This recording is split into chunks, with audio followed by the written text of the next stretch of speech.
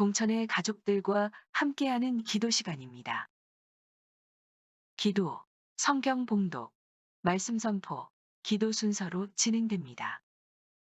하나님과 긴밀한 교제 시간이 되기를 소망합니다.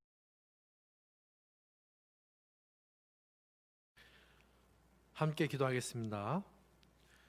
사랑과 은혜가 풍성하신 하나님 아버지, 하나님의 자녀라는 특권을 허락하셔서 그 구원의 기쁨과 평안 가운데 거하며 삶을 살아가게 하심에 감사드립니다.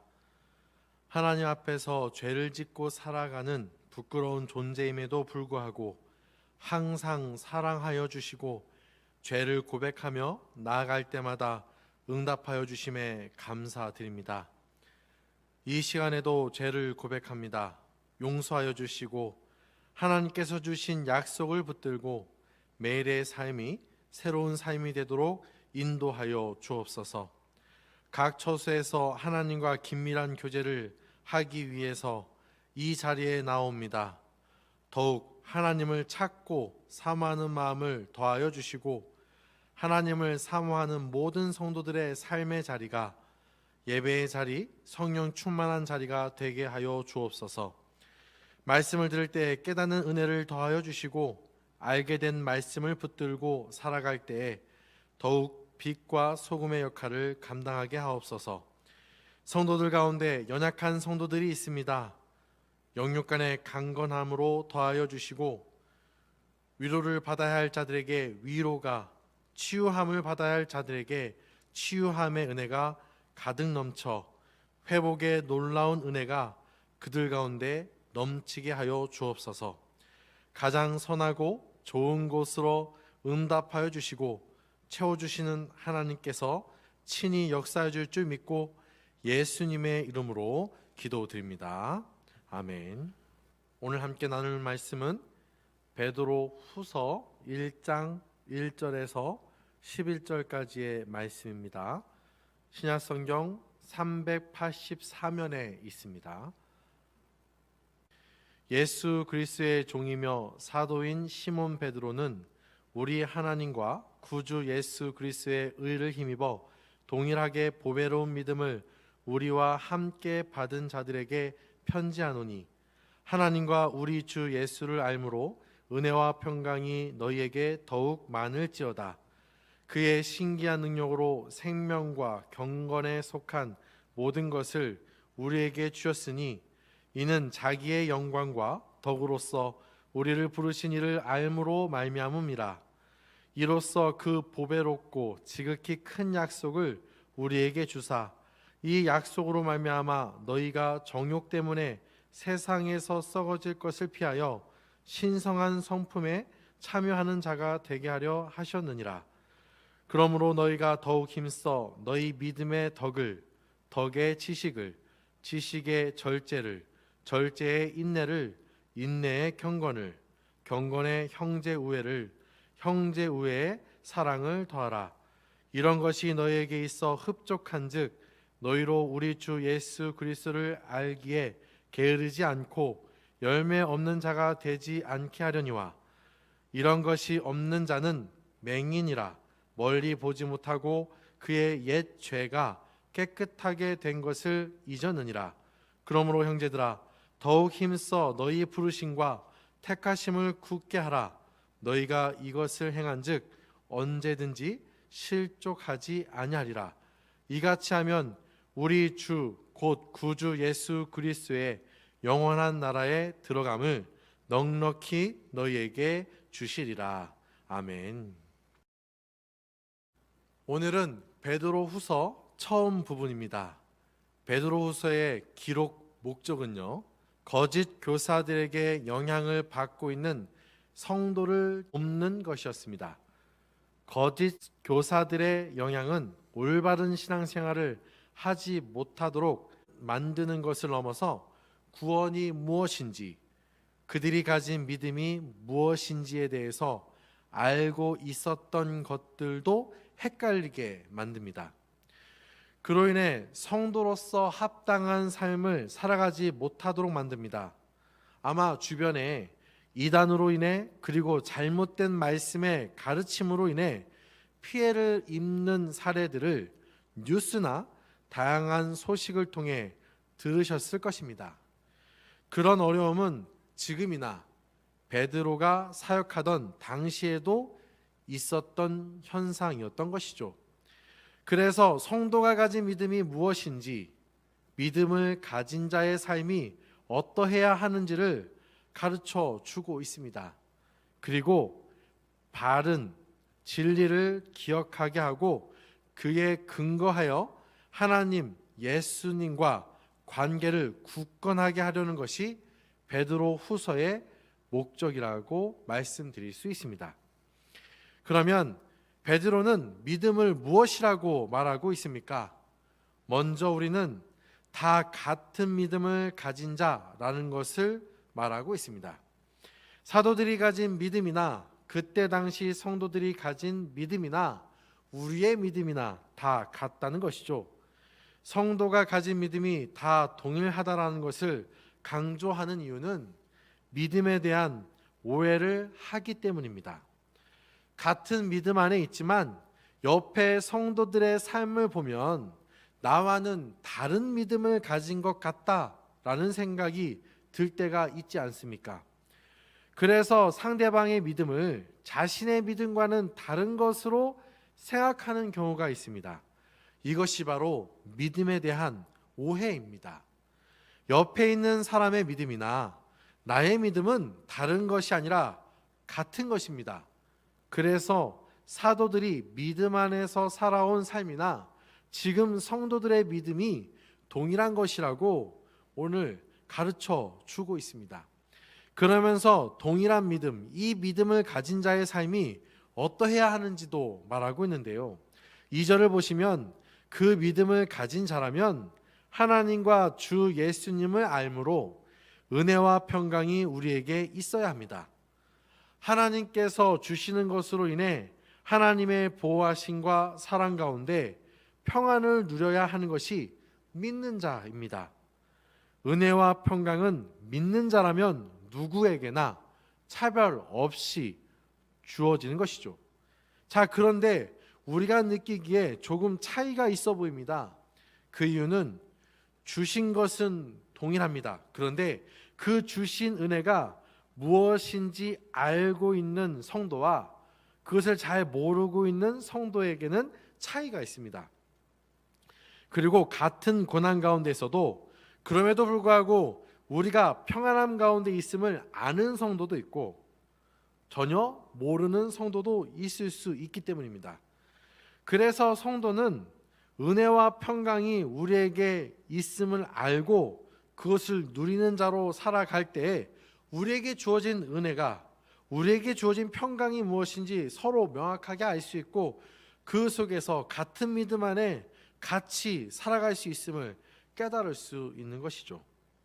그래서 하나님과 주 예수 그리스도를 알므로 은혜와 평강이 더욱 많아지도록 하라라고 말씀하고 있습니다. 하나님과 예수님이 어떤 분이신지를 더욱 많이 알아갈 때에 나에게 주어지는 은혜가 무엇인지, 평강이 무엇인지 더욱 알 수 있습니다. 그래서 하나님을 알 때에 그 은혜와 평강을 누릴 수 있는 것입니다. 단순히 아는 것으로 누릴 수 있을까요? 라고 생각할 수 있지만 그리스도인, 곧 성도는 누릴 수 있습니다. 왜냐하면 생명과 경건에 속한 모든 것을 받은 자이기 때문입니다. 우리의 노력으로 생명을 얻고 하나님과 교제하며 신앙생활을 할 수 있는 것이 아닙니다. 먼저 그렇게 할 수 있도록 하나님이 우리에게 주신 능력이 있습니다. 그 능력으로 예수 그리스도의 성품에 참여한 자가 되어 곧 생명과 경건에 속한 사람이 된 것입니다. 하나님의 은혜로 예수 그리스도를 믿고 회심하고 거듭난 자이기에 그 능력을 우리는 가졌습니다. 그래서 성도를 향해 예수 그리스도를 닮아가야 한다라고 하나님께서 말씀하십니다. 하나님께서는 우리가 할 수 없는 것을 요구하시지 않습니다. 하나님이 도우시고 능력을 주셨기에 예수 그리스도의 성품으로 살아가는 자가 되었고 그것을 위해 살아가라고 말씀하십니다. 능력을 주셨기에 이제 그 능력을 가진 자로서 합당한 노력과 열심이 우리에게 있어야 하는 것입니다. 자, 그러면 그 능력을 가진 자로서, 믿음을 가진 자로서 합당한 그리스도의 성품에 이르기 위해 어떻게 해야 할까요? 4절을 보시면 먼저 세상에 썩어질 것을 피하는 삶을 살아가라고 하십니다. 세상에 썩어질 것을 피하는 것은 피할 능력도 하나님이 주시지만 또한 우리가 피해야 한다는 생각을 갖고 살아가야 합니다. 그렇게 하여 죄로 인해 하나님과 관계가 멀어지는 일이 있어서는 안 됩니다. 그리고 죄로 인해 하나님을 아는 열심에 소홀히 해지지 않도록 최선을 다해야 합니다. 그러기 위해서 우리에게 필요한 것이 세상에 썩어질 것을 피하는 삶입니다. 그리고 이어서 우리가 힘써야 할 항목들을 가르쳐 주고 있습니다. 믿음의 덕을 더하라고 합니다. 믿음을 가진 자로서 합당한 삶을 나타내라는 것이죠.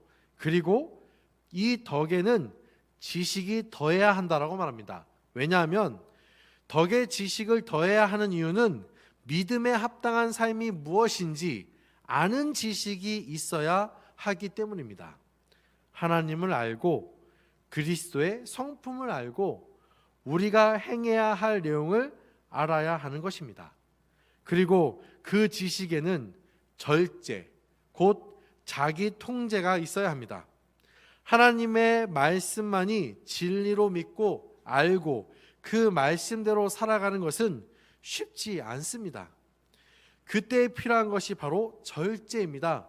그리고 그 절제를 하는 삶 속에서 인내라는 열매를 맺게 됩니다.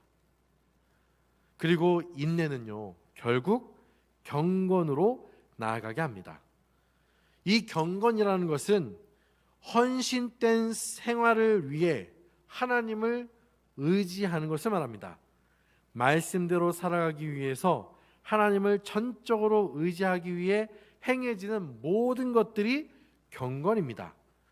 그래서 어찌 보면 이 경건이 믿는 자로서 해야 할 일의 맨 마지막에 요구사항처럼 보입니다. 하지만 우리는 경건 속에서도 죄를 지을 수 있습니다. 하나님만을 의존하는 삶에 대해서, 경건에 대해서 다른 사람들에게 자랑할 수도 있고, 자신은 잘하고 있기에 다른 사람을 무시할 수도 있습니다. 그래서 형제 우애가 필요하고 그것을 위해 사랑도 필요하다라고 말씀하고 있습니다.